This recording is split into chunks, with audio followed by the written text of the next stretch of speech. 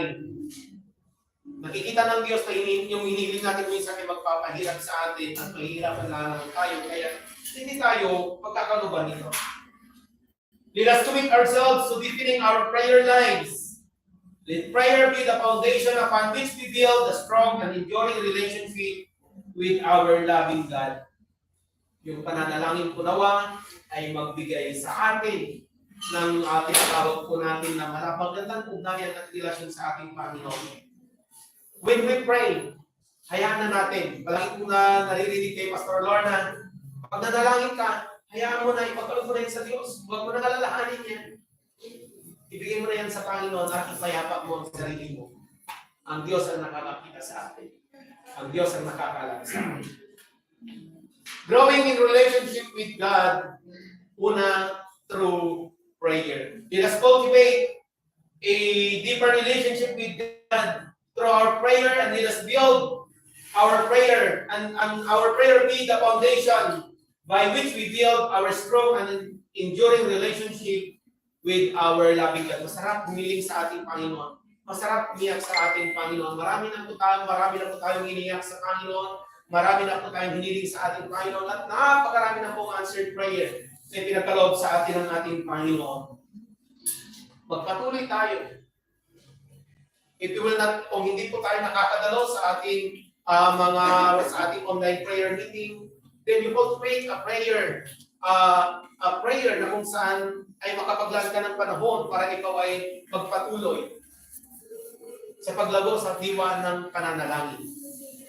Maglaan tayo ng panahon, maglista tayo, at i-immerse natin ang ating mga sarili sa ating Panginoon.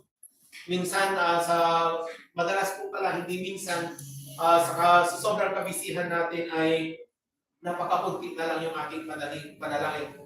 Lord, marami pong salamat sa buong maghapon na to. Amen. Iyak na. Pagod na, tulog na. Purihin ng Diyos.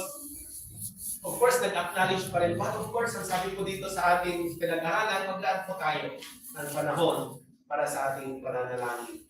Maglaan po tayo ng panahon.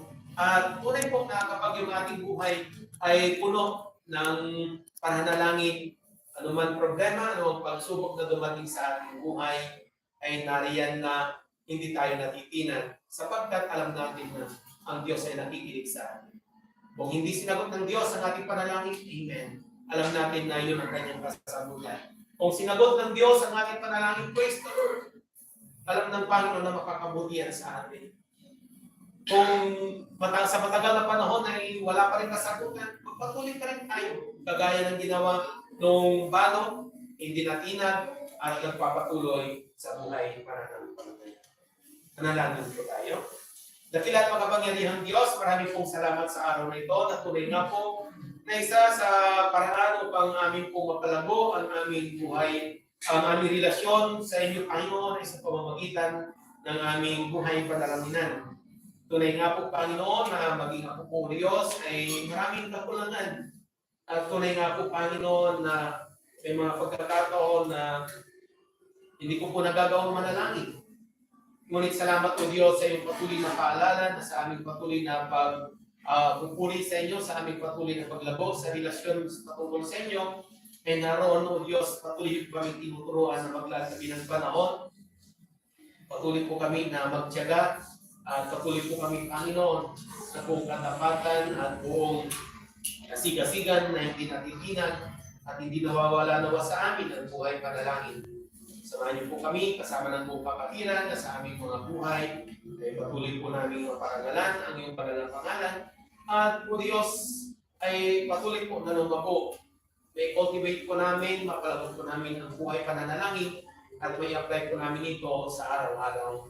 Salamat po Diyos sa iyong biyaya at salamat po Panginoon sa iyong mensahe sa araw na ito, sa iyong mga salita na nagpapatuloy na nagpapaalala sa amin na upang kami po Diyos ay magkaroon ng maayos na ugnayan sa inyo, ay naroon na makita namin na mapalago namin ang aming pananalangin, ang aming pag-communicate sa inyo. Nang sa ganun o Diyos, kayo rin po ay makakausap sa amin. Salamat po Panginoon. Samahan niyo kami at patuloy na pagpalain sa aming buhay at sa aming buhay pananalangin. Ito po ang Diyos, ang aming dalangin na nagpupulit at papasalamat sa pangalan